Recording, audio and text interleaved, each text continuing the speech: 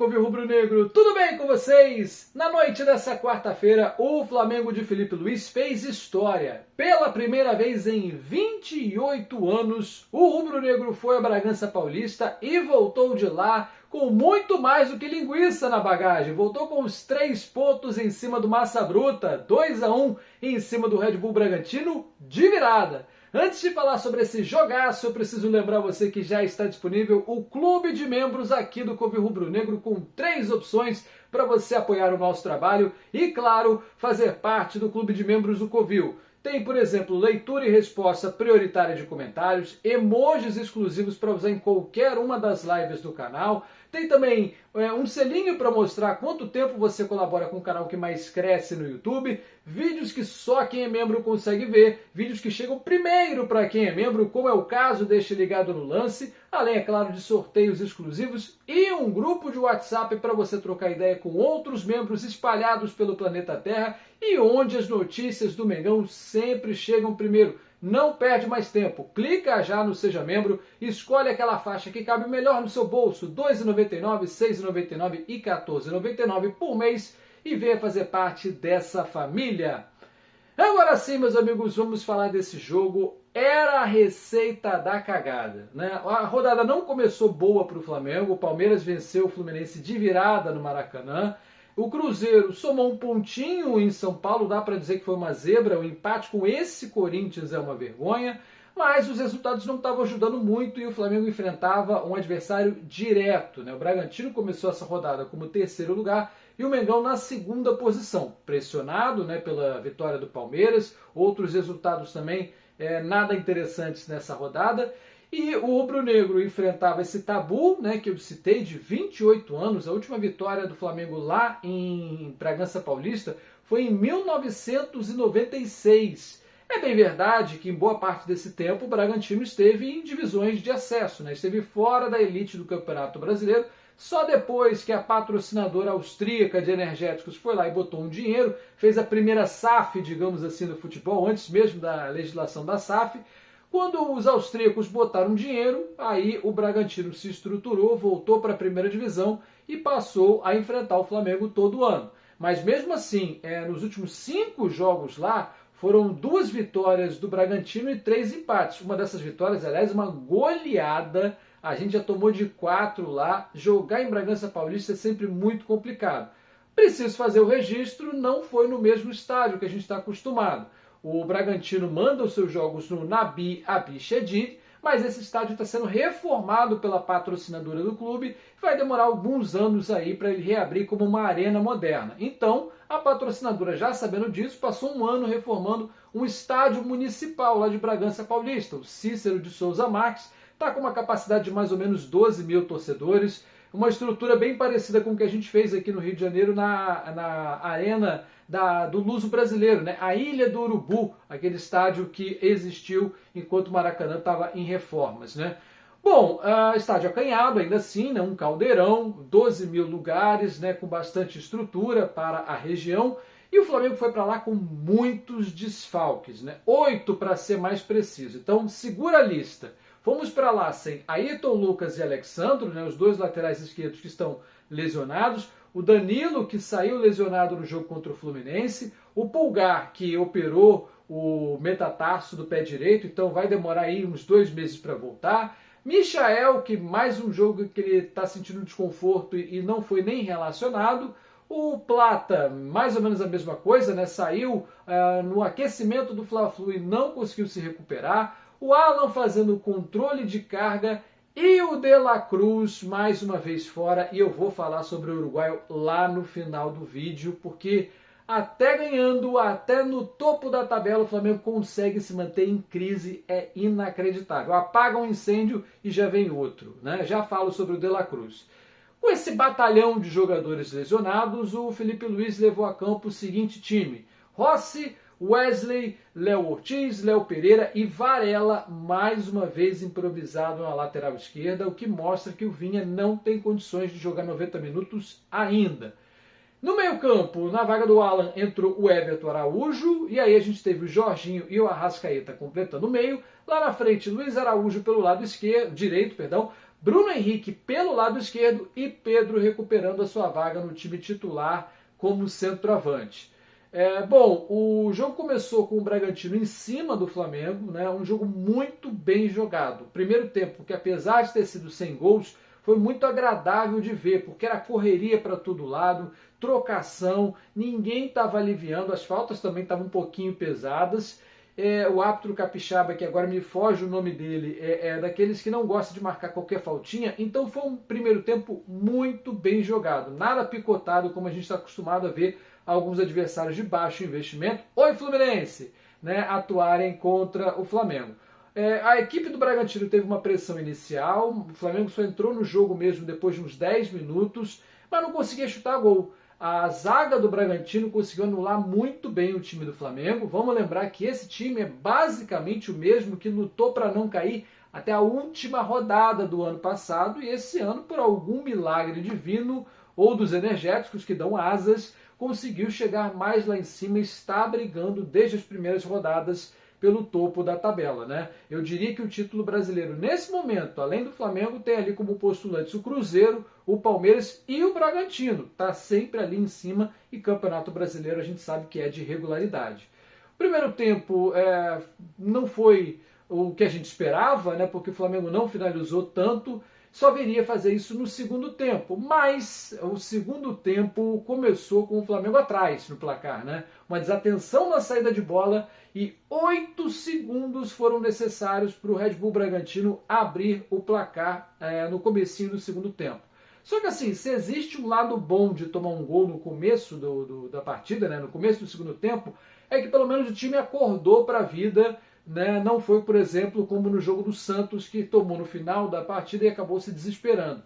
Jogou muito bem o segundo tempo, o Flamengo não sentiu gol, chutou tudo quanto foi bola, monopolizou as ações ofensivas. O Bragantino praticamente só teve ali um lampejo no começo da partida, no segundo tempo, e depois no meio, né? Quando o jogo já estava empatado, porque de resto o Mengão foi soberano no segundo tempo, isso me agradou demais. Jogou com coragem, jogou com raça, mesmo fora de casa e mesmo muito desfalcado. Felipe Luiz hoje merece os parabéns pela postura que o time teve no segundo tempo, perdendo a partida. Mas um jogo apagado do Arrascaeta, é bem verdade, né? Tinha uma falta praticamente frontal que ele sofreu, que poderia ele ter batido, deixou para o Luiz Araújo, que acabou acertando o jogador do Bragantino e sem querer, obviamente, causou uma concussão, né? O jogador entrou no protocolo de concussão, então foi liberado as duas equipes fazerem 6 alterações na partida, isso ainda no primeiro tempo, e no segundo o Flamengo jogou muito melhor. Chegou o empate numa bola na área que o Léo Pereira foi lá e botou de cabeça no fundo da rede aos 20 do segundo tempo.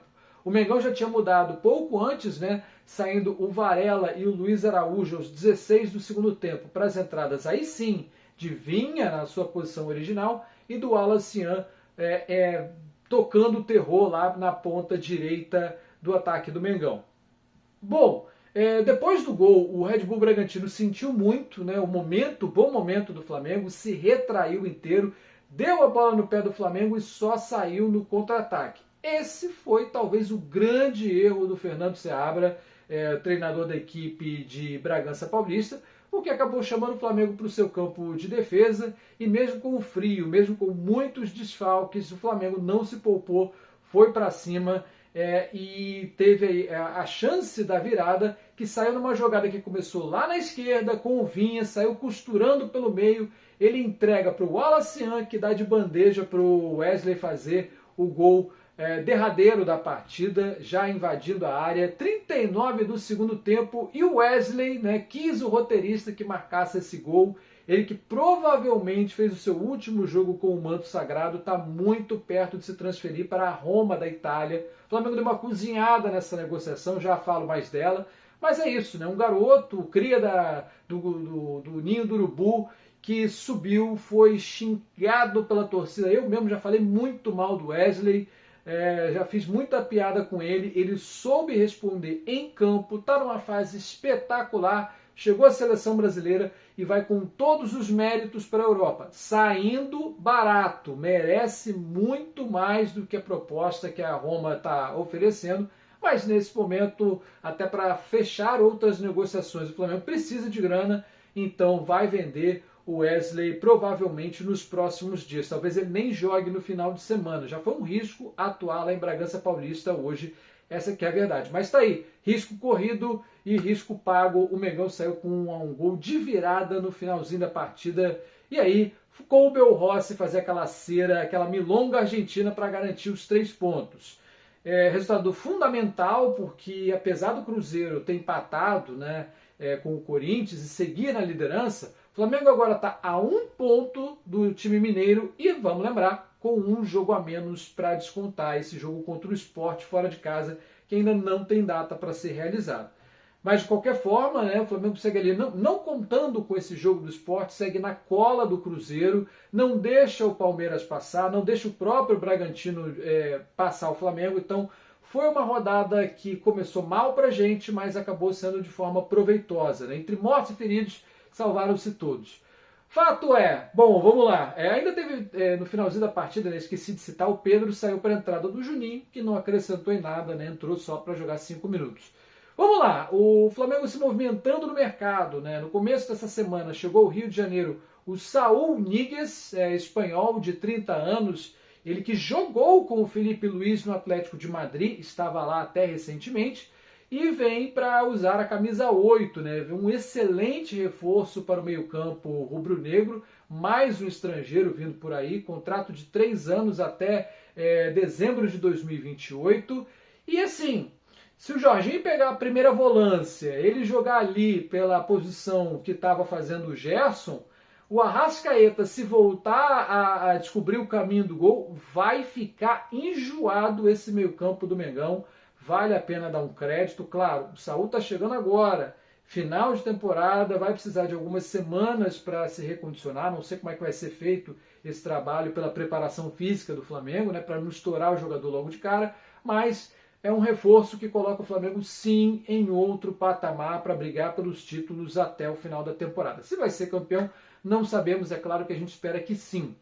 Mas outra negociação que está bem adiantada, casada, né, com a saída do Wesley, né, o Flamengo cozinhou a Roma até achar um substituto. E uma negociação que está muito avançada nas últimas horas foi a contratação de Emerson Royal, lateral direito, com passagens, né, em outros clubes do futebol nacional e pela seleção brasileira também. Ele que está no Milan, deve ser anunciado nos próximos dias como reforço do Mengão e chega para, no mínimo, brigar por posição com o Varela. Eu diria que ele chega para ser titular, é muito melhor que o Varela é bem útil, mas nesse momento não tem condição de competir com o Emerson Royal, o brasileiro que vem aí para ser o novo lateral direito do Mengão.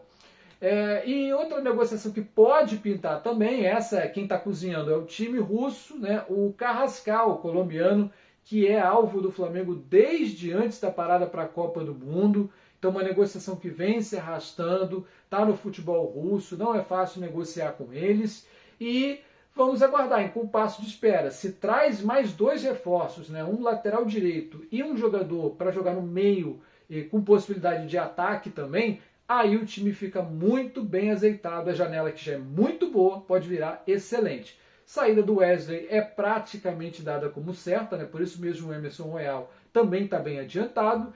Mas eu preciso falar de crise, meus amigos. Eu falei do De La Cruz, né? Pois nas últimas horas, né, nessa quarta-feira, vazou uma mensagem de WhatsApp atribuída a José Luiz Runco, simplesmente o chefe do departamento médico do Flamengo.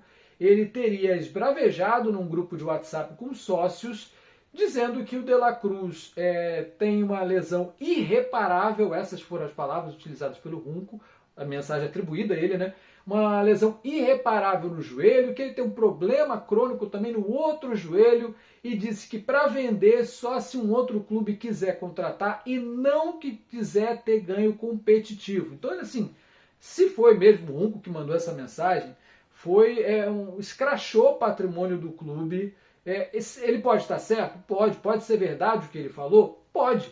Mas assim, você não faz isso nem mesmo num grupo, porque esse tipo de coisa vai vazar.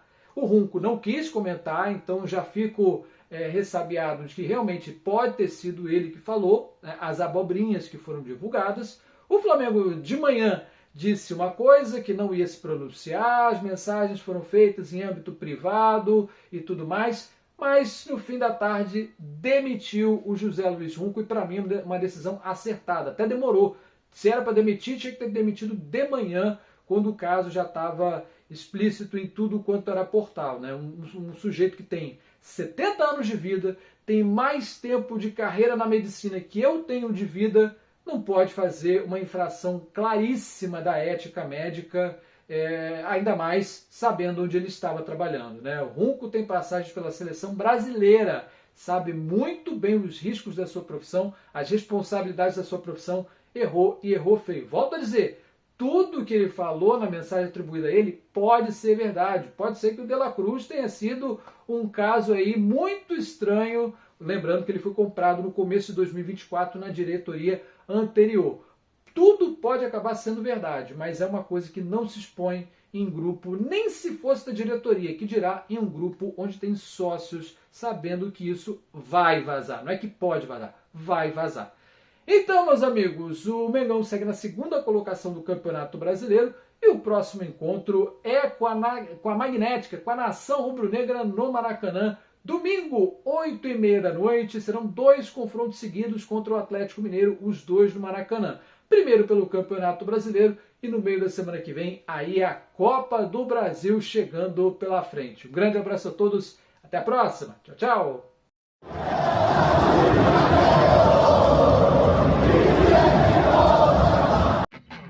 Você está no canal Covil Rubro-Negro, o canal que mais cresce no YouTube. Ainda não é inscrito no canal? Pois é, aproveite. Inscreva-se já.